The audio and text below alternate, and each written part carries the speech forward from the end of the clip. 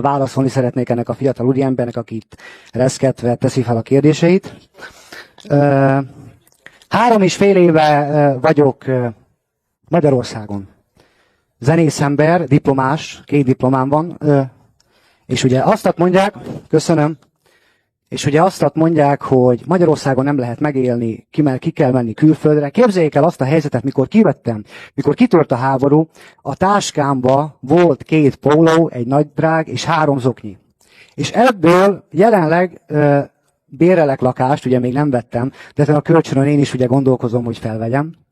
Vettem autót, és ugye jelenleg szépen meg tudok élni. Úgyhogy aki azt mondja Magyarországon, hogy fél, és nem lehet megélni, aznak azt kívánom, hogy menjen ki Kárpátaljára 2-3 hónapra, vagy 4-5 hónapra, és akkor próbálkozol ott, és akkor mondja azt egy ilyen info, mint tegyük fel van a Lázár info, mondja meg egy ukrán politikusnak ugyanezt, hogy fél. Köszönöm.